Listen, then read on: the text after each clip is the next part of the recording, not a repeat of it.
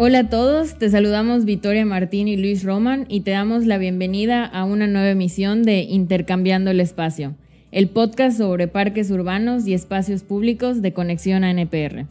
Recuerda que este es un espacio dentro de Podcast Parques donde vamos a compartir de la mano de expertos internacionales experiencias, retos e información actualizada que te va a servir a ti para mejorar tu práctica y desarrollo profesional dentro del sector. Hoy tenemos preparado un episodio muy especial, ¿verdad, Luis? Sí, vamos a hablar hoy de la construcción de comunidades, de la construcción de cómo se hace una comunidad, en específico un poquito relacionado a proyectos que se han venido haciendo en Estados Unidos, en países como Chile, también aquí en México, relacionados a cómo los parques barriales, las áreas de juego infantiles se van desarrollando a partir de la comunidad, a partir de poder pactar con la gente con la que podemos trabajar en los espacios públicos, en los parques de colonia de barrio, pero con un matiz muy interesante que nuestro súper invitado el día de hoy nos va a compartir. Entonces, bueno, sin más, vamos a irnos directamente al promo para iniciar con Podcast Parques. Comenzamos. Estás escuchando Podcast Parques, donde encontrarás tips, consejos y las mejores prácticas probadas por expertos internacionales, esta y cada semana. Ahora con ustedes, sus anfitriones Luis Roman y Victoria Martín. El día de hoy nos acompaña Jonathan Grajeda. Él es gerente de alianzas estratégicas en Kaboom. Kaboom trabaja con las comunidades para construir espacios de juego que ayuden a que los niños de todas las comunidades tengan la oportunidad de desarrollarse y poder prosperar. Son una organización sin fines de lucro que trabaja para acabar con la inequidad en el espacio de juego. Jonathan, bienvenido a este episodio, gracias por acompañarnos. Gracias a ustedes, un placer estar aquí conmigo. En la NPR México hemos trabajado muy de cerca con Kaboom, pero para comenzar la plática y que la persona que nos escucha pueda tener un poco de contexto, Jonathan, ¿nos puedes comentar acerca de Kaboom, su filosofía, qué hace y pues también cuál es tu papel dentro de esta organización? Perfecto, sí, entonces Kaboom es una organización sin fines de lucro multinacional dedicada a brindar oportunidades de juegos para niños. Los valores de nuestra organización están basados en la equidad y el acceso a áreas de juegos para comunidades marginadas.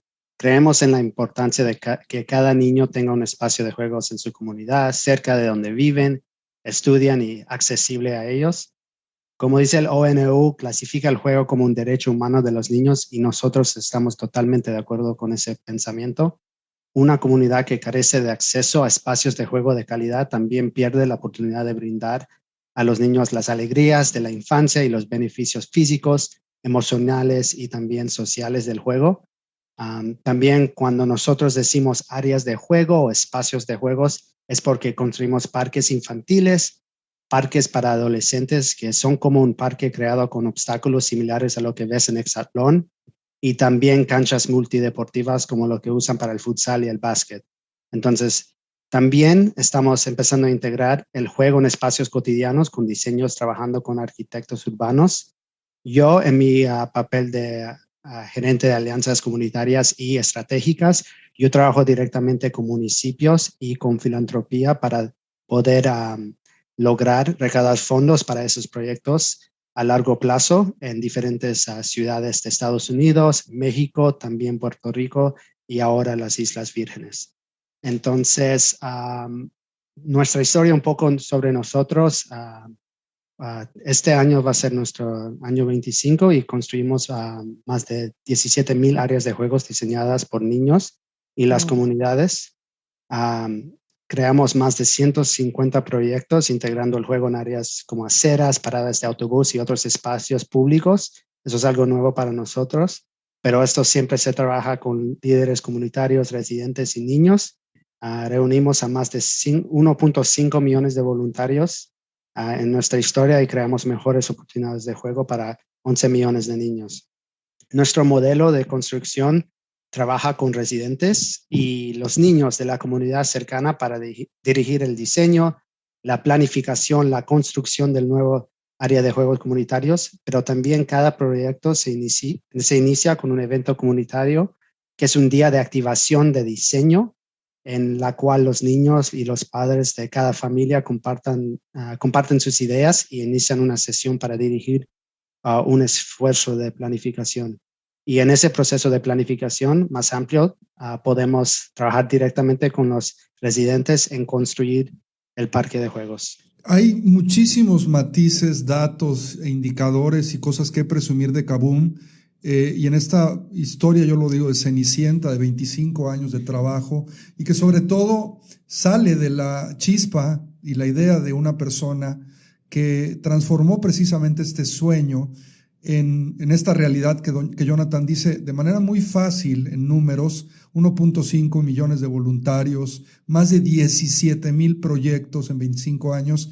Esto es una locura, pero todo sale precisamente de la mente y del interés de una persona por transformar primero su comunidad y después, escaló y creció. Darrell Hammond, el fundador de Kaboom, hace 25 años precisamente, y ahorita me ampliarás esta información, Jonathan, empezó a trabajar en este proyecto, según recuerdo, porque leí su libro hace algunos años, que se lo recomiendo mucho, lo pueden encontrar. Desgraciadamente el libro solo está en inglés, me parece, Jonathan, pero sería muy bueno que lo pudiéramos traducir al español. Pero el libro lo pueden conseguir en Amazon, se llama Kaboom, es K-A-B-O-O-M.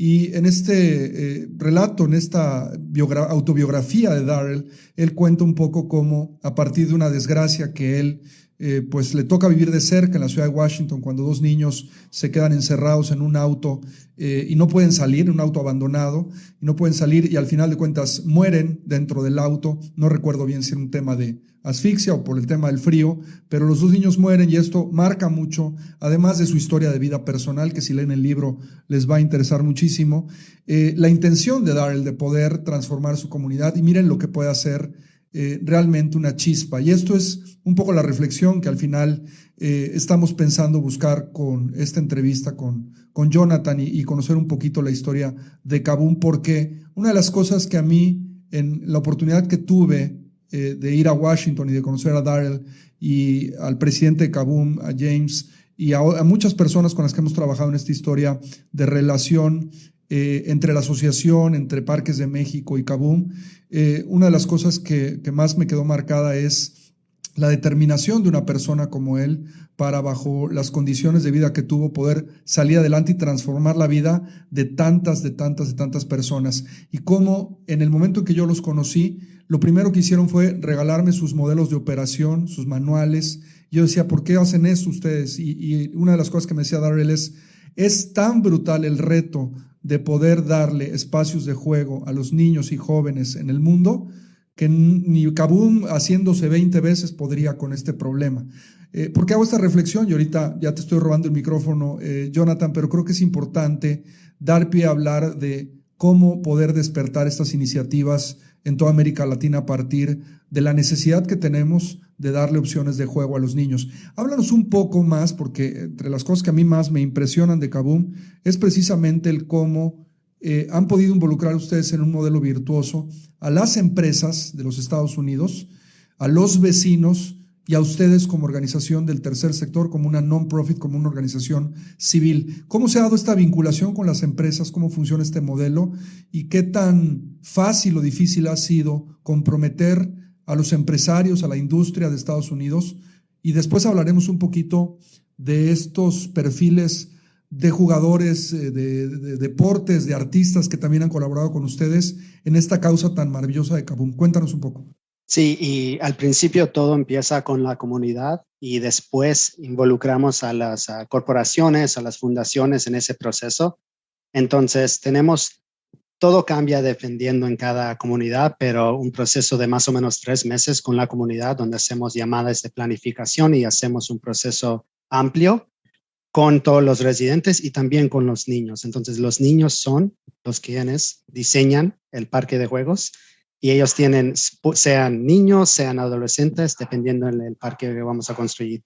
Entonces, para nosotros es muy importante tener ese proceso bien enfocado y después empezar a involucrar a las corporaciones en un día de construcción. Entonces, eso ha cambiado con la pandemia, obviamente, con tener 200 voluntarios en un parque al mismo tiempo, pero estamos en proceso de hacer cambios virtuales y involucrar a las corporaciones en días de activación. Entonces pueden ser más pequeños y con eso podemos lograr hacer el trabajo más a largo plazo. También otra cosa nueva que estamos intentando es trabajar con los gobiernos directamente, con los fondos públicos y también empezar a ver cómo podemos ayudar a ciudades que ahora con la pandemia tienen más recortes del presupuesto. Entonces, ¿cómo podemos ayudar como gerentes de proyecto en ese proceso? Claro, porque eso ha sido un reto en la parte financiera, ¿no, Victoria? ¿Cómo los gobiernos han tenido, bueno, primero las empresas también han perdido la capacidad de apoyo, supongo que han bajado bastante el tema de los patrocinios para ustedes y en el modelo de Kaboom típico están empezando ustedes a involucrar a los gobiernos por primeras veces para poder realmente hacer algo. A mí una de las cosas que siempre me había intrigado mucho es por qué no metían a los gobiernos, porque parecía que siempre era la industria o la empresa la que apoyaba, ¿no? Sí, totalmente de acuerdo. Y lo lindo de poder trabajar directamente con el gobierno también es que hay dinero que ya está hecho para eso, para la infraestructura, para parques. Entonces, ¿por qué no usar los dos y poder hacer proyectos más grandes? No solamente más grandes, pero hacer más proyectos y darle oportunidades de juego a más niños y involucrar más residentes. Y en Estados Unidos particularmente, con el proceso ese de los fondos del gobierno y de ese proceso, tenemos que ellos empiezan con un proceso de como lo que se llama, es un proceso de planear con la comunidad involucrada. Pero ese proceso algunas veces nomás una reunión o dos reuniones con los residentes y muchos de los residentes no pueden estar ahí para esas reuniones. Entonces, muchas veces no se sabe cuáles son las necesidades más amplias en esa comunidad. Entonces, empezamos a formar nuevas maneras de involucrar a la comunidad en ese proceso también. Y es algo que que para nosotros es muy importante, que podemos seguir involucrando a las comunidades en no solamente en una o dos llamadas, pero en un proceso de 3 o 4 meses específicos a un proyecto en sus comunidades. Claro, porque muchas veces pasa, estoy segura que pasa en Estados Unidos y en muchos países que nos escuchan, que aunque el gobierno participe y pones estos espacios, no siempre involucra la participación de la comunidad que pueda decir qué es lo que quiere y qué es lo que realmente necesita. Entonces me parece que aquí, aunque también el gobierno tiene que aportarles, Kaboom les da todos los fundamentos, ¿no? Todos los principios de, mira, vamos a hacer este espacio duradero, realmente que satisfaga las necesidades. Y esto creo que es una batalla también que estamos implementando en muchos países de Latinoamérica, el poder involucrar a los gobiernos, ¿no? En la banderita de aquí estamos, esto necesitamos. Entonces, ya nos comentaste un poquito que están iniciando con esto, ¿cuáles son los retos de este involucramiento del gobierno? ¿Con qué se han topado? Si nos puedes contar un poquito de esto para las personas en sus comunidades que quieran pues empezar con estas acciones también. Hemos trabajado con alianzas comunitarias como las ONGs en fortalecer también esas relaciones entre el residente y el municipio. Entonces, esos líderes comunitarios. Y también a través de normas oficiales, ¿no? Yo creo que eso es algo muy importante también en ese proceso. Entonces, aquí los recursos públicos, como presupuestos, en muchos estados se requiere un nivel, como te dije, de planificación con la comunidad. Pero entonces nosotros creemos que la participación comunitaria con un proyecto que les impacte directamente es una solución que podría ayudar. Y obviamente están en esas conversaciones donde se hacen las decisiones del uso de los recursos públicos como defensor de nuestras comunidades y las necesidades que tienen. Es algo que pueda impactar más niños y más residentes. Y cuando las comunidades están involucradas en el proceso, ellos se sienten más dueños de ese parque y usan el parque más. Y si seguimos en ese proceso de involucrados de diferentes maneras, esperamos poder lograr los diferentes aspectos de algunas veces las palabras en español se me escapan, pero el proceso de poder desarrollar el parque con conexiones más directas de cada vecindario, cada comunidad.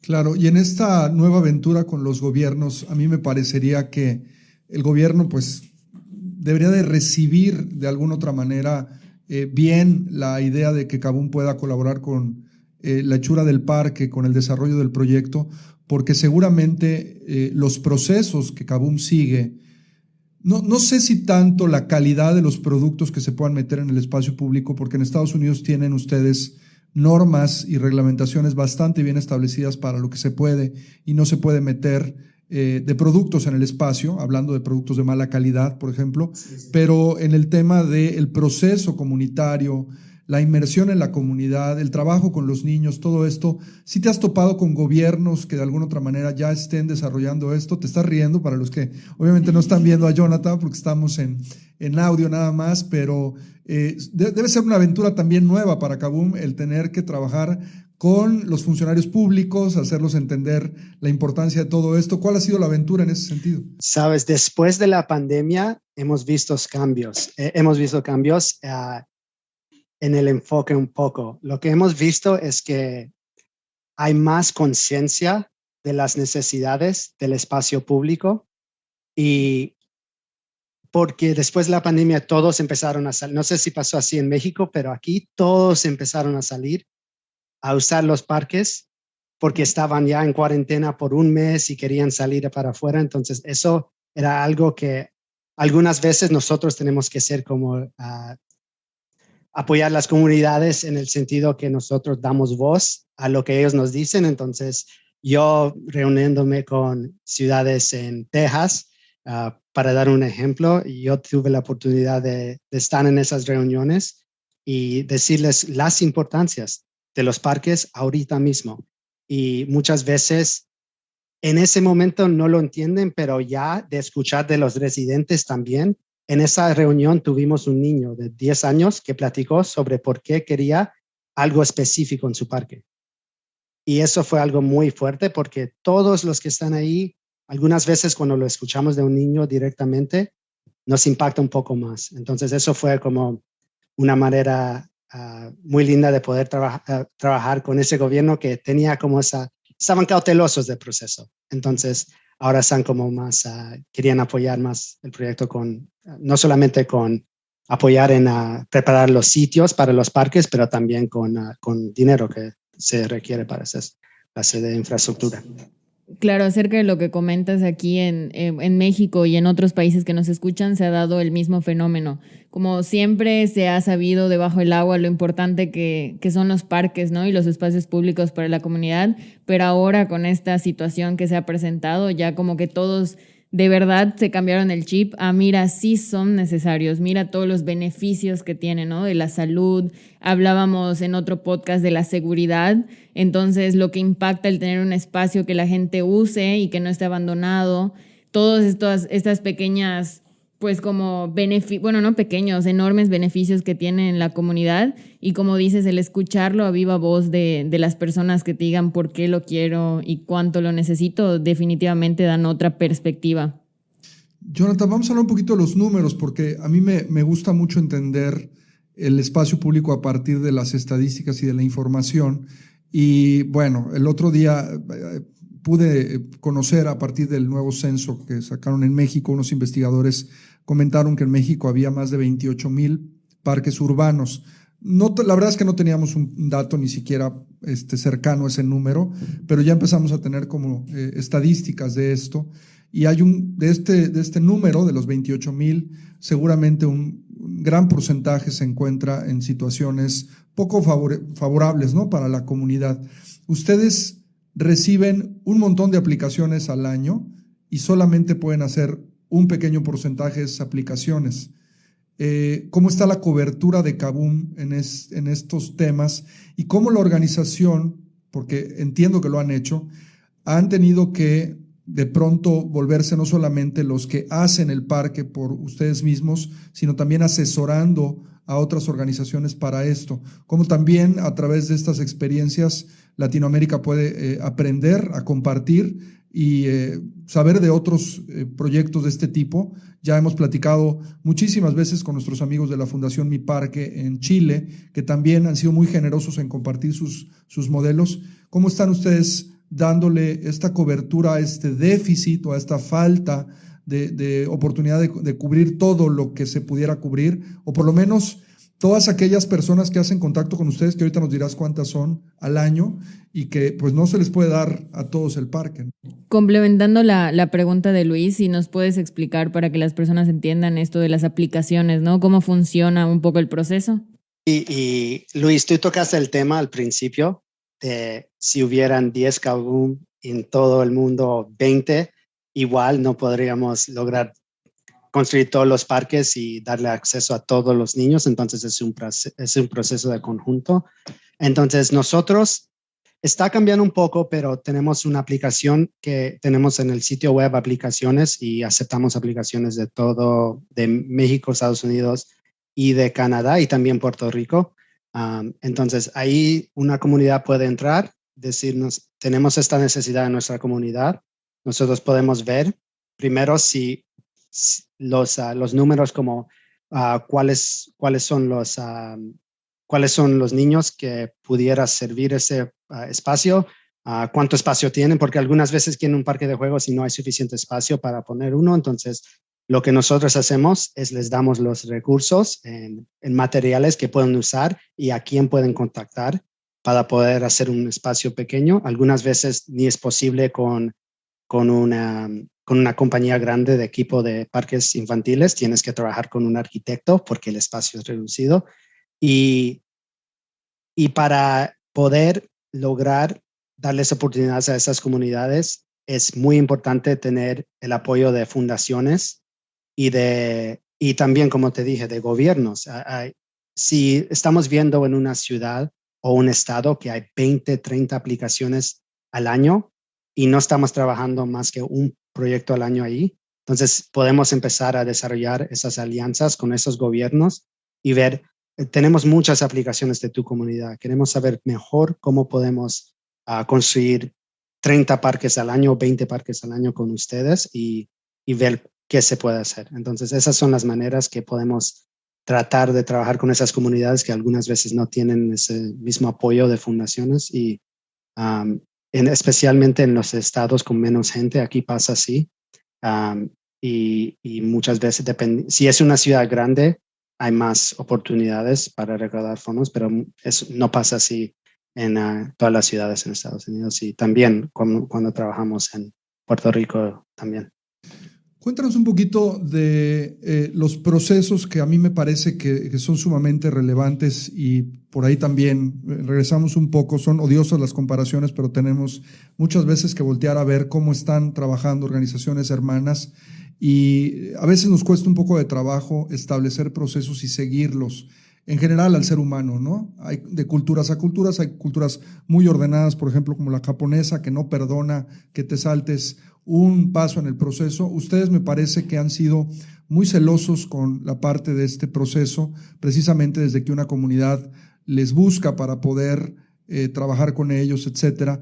Pero a final de cuentas, la inversión que van a poner los patrocinadores tiene que verse reflejada en un proyecto que realmente sea pues bienvenido por la comunidad, trabajado, donde haya de alguna otra manera una corresponsabilidad. ¿Cómo funciona esta parte en Kaboom? ¿Cómo se dan estas interacciones?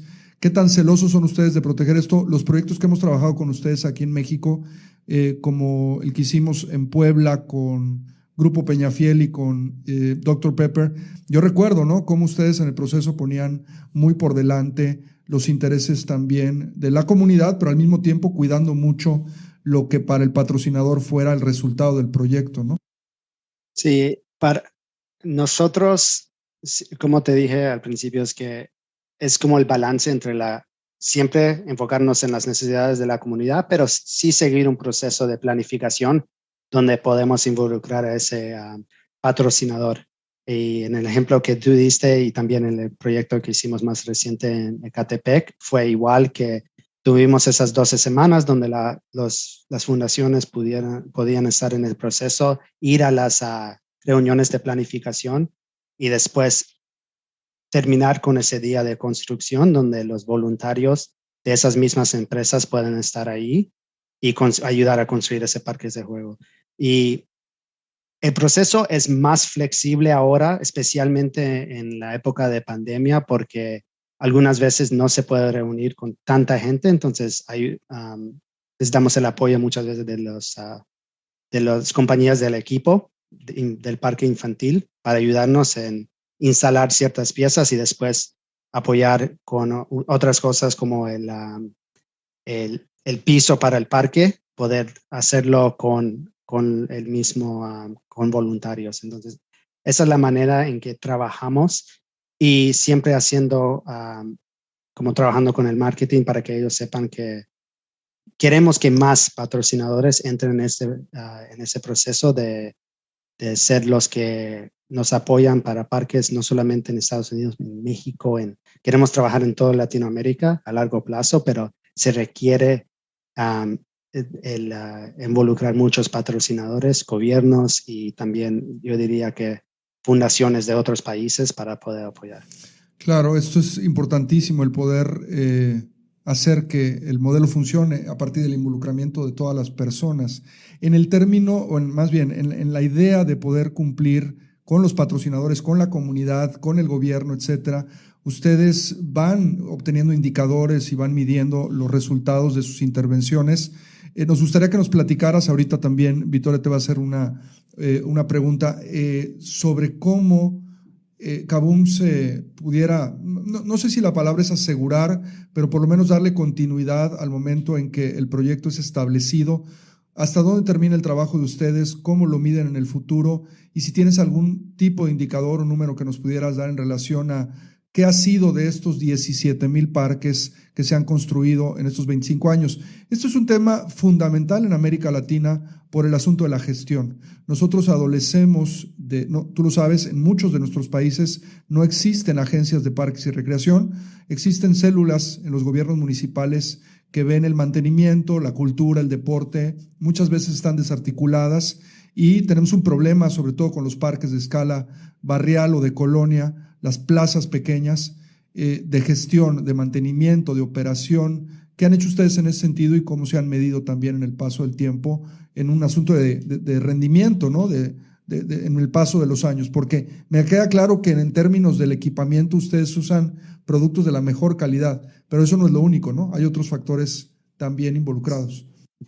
Sí, en el proceso de planificación sí medimos diferentes números de los que estuvieron involucrados. Por ejemplo, si hubieron 100 residentes, tenemos unos estudios que hacemos 6 meses después del proyecto. Es algo que estamos trabajando ya con diferentes alianzas como las universidades en Estados Unidos.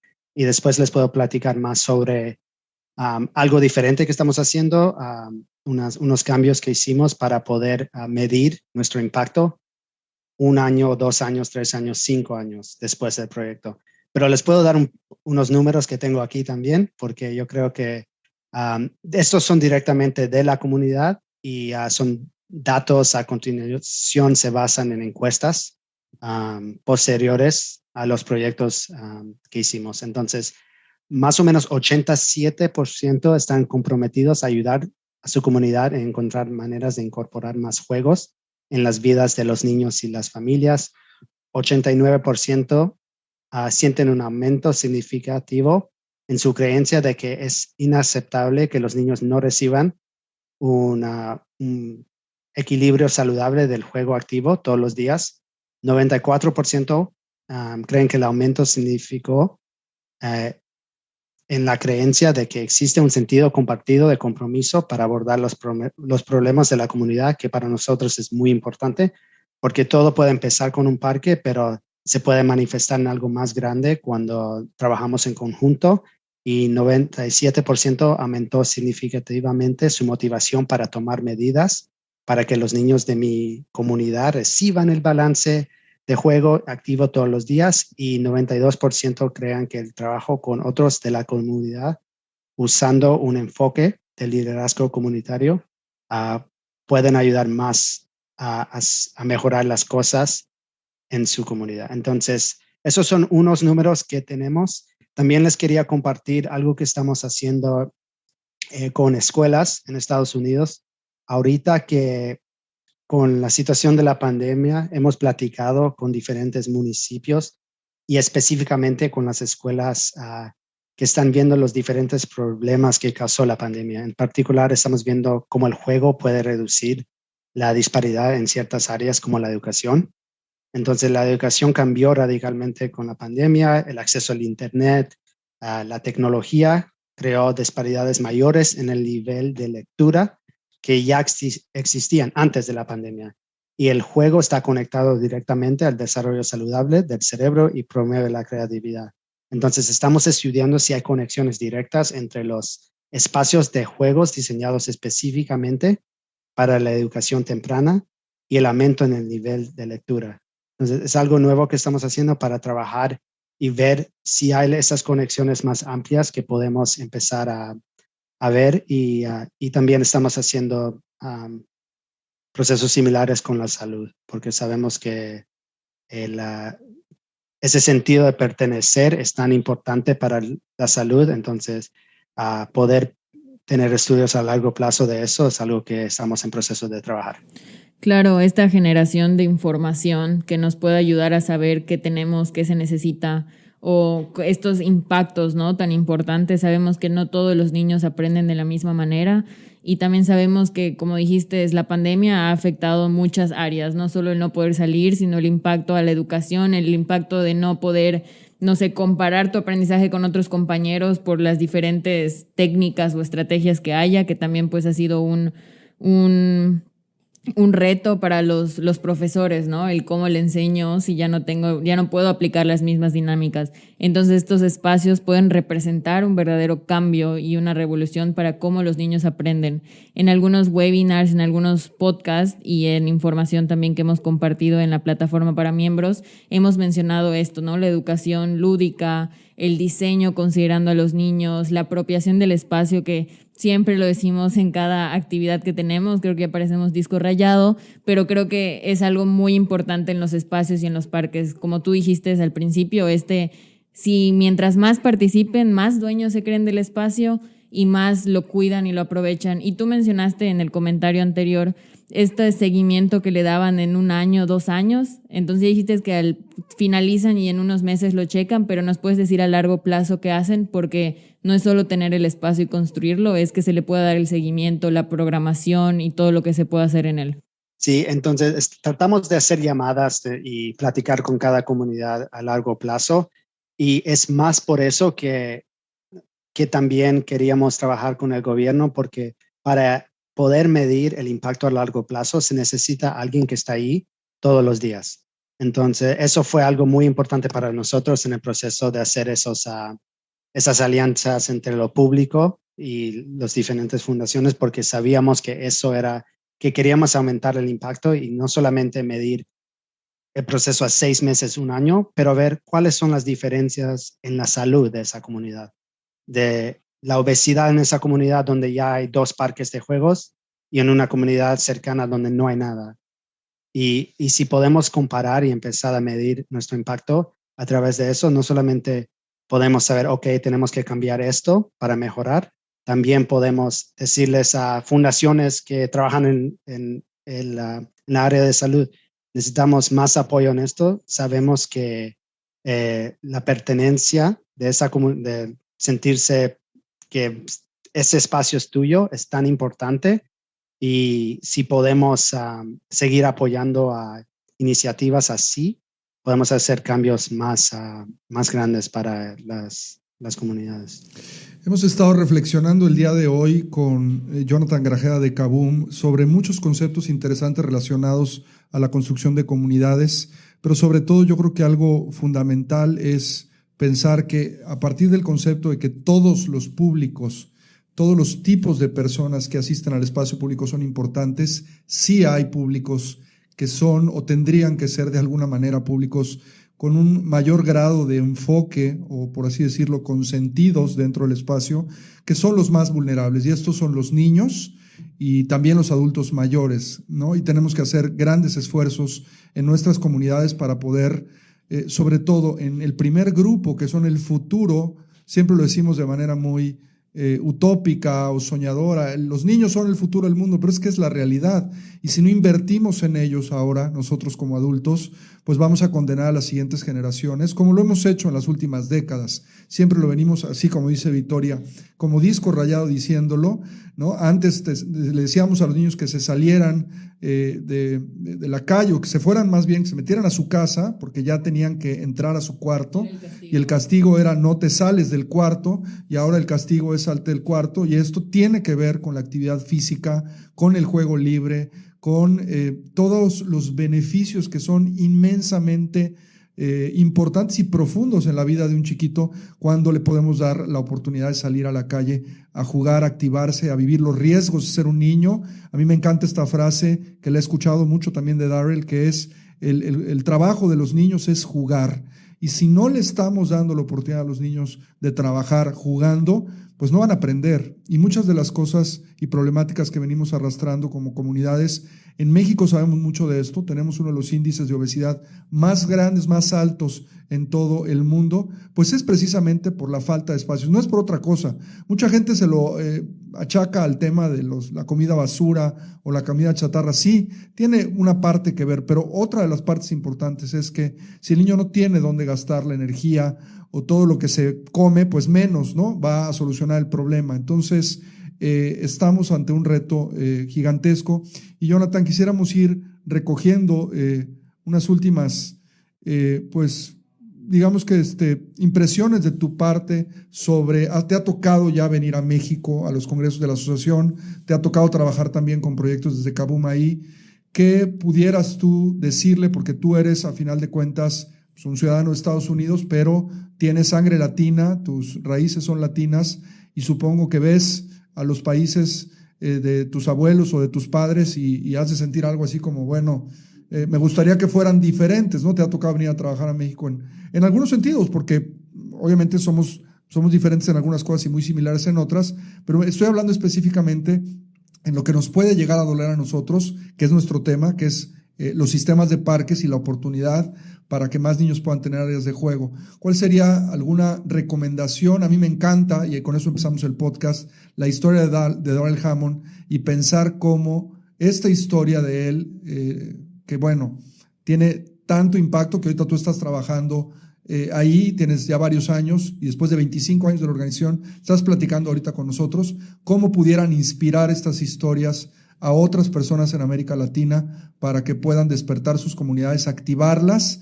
prender una chispa y lograr transformarlas a través del juego con los niños. ¿Qué sería tu consejo para ti que nos estás escuchando? Yo diría, yo pensé en esta pregunta antes de que me lo preguntaras, entonces, porque es algo que yo pensando como mexicano, mi mamá es de México, mi papá de Guatemala, y cómo podemos hacer algo como lo que hacemos en Kaboom en México y en Guatemala. Y lo que yo pensé es que no podemos copiar lo que hacen otros, podemos aprender de lo que hacen los otros, pero cada cultura es diferente, las necesidades son distintas, entonces crear un modelo de construcción que apoya a la empresa mexicana o latina y también que fortalece basada en estas diferentes ya herramientas que tiene cada comunidad. Por ejemplo, cuando fuimos a construir en México, el tema de voluntarios era lo más fácil. Habían 300, 400 voluntarios en cada construcción. Aquí, algunas veces, no tenemos tantos voluntarios. Entonces, eso es algo que sale de la cultura. Ya nosotros armamos una fiesta y todos llegan, ¿sí? Entonces, igual, hacemos una fiesta a través del parque infantil y de nuestra comunidad, y eso puede apoyar a los niños, y sabemos que nosotros sí valoramos mucho la comunidad y la familia, y en ese sentido era algo que yo vi que eran diferencias, y también con la comida.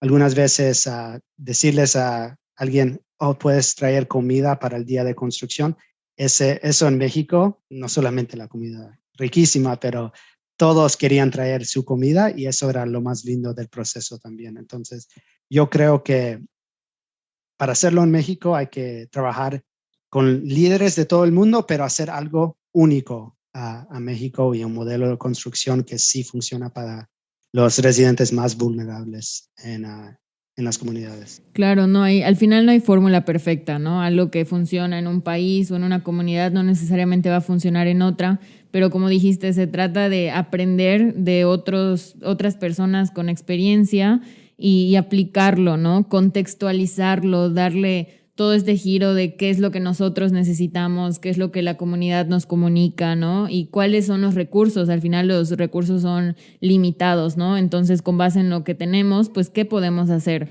Y sé que ya nos dijiste un poco de como estos consejos, pero a mí me gustaría que enfoques un poquito el siguiente mensaje en la construcción comunitaria en sí. Si hay una persona que nos está escuchando que tal vez no sea una organización, tal vez es solo un grupo de vecinos, tal vez es, no sé, una escuela que quiere mejorar el área en donde están.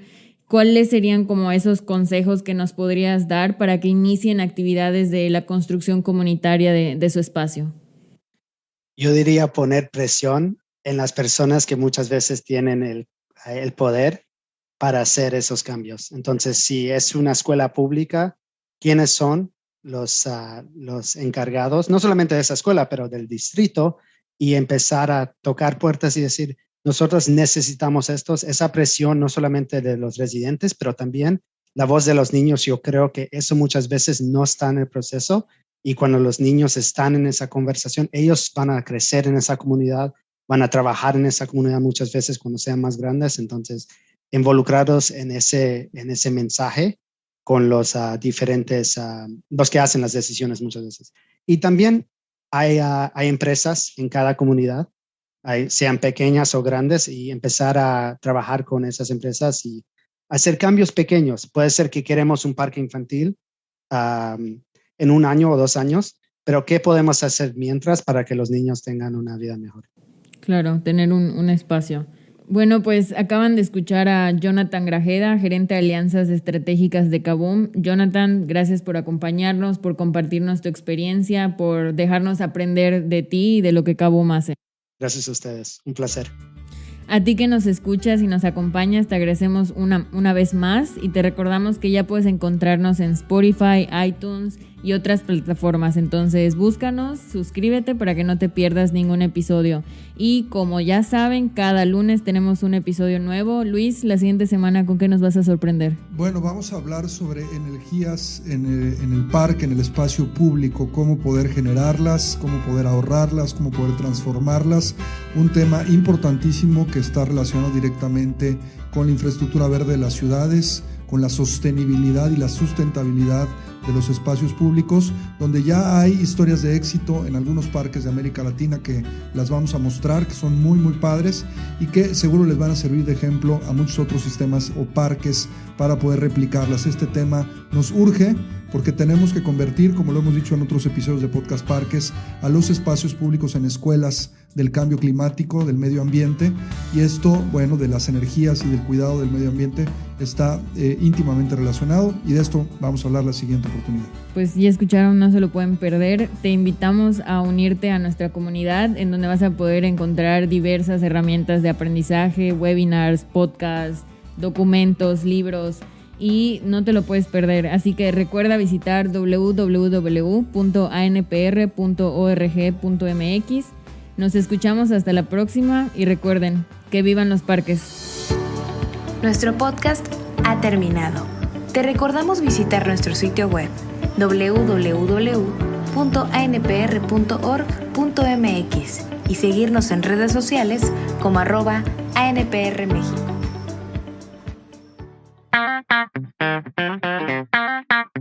Presentamos Conexión ANPR, la comunidad de profesionales en parques y recreación de América Latina en línea, donde podrás fácilmente construir y mejorar tus habilidades profesionales como nunca lo hubieses pensado. Crea y comparte tu perfil profesional. ¿Estás buscando contenido para mejorar tu práctica profesional? Lo puedes hacer a través de la biblioteca digital o a través de la sección de webinars, podcast y revista Parques. Prueba Conexión ANPR completamente gratis. Conexión ANPR, uniendo parques y espacios públicos en América Latina.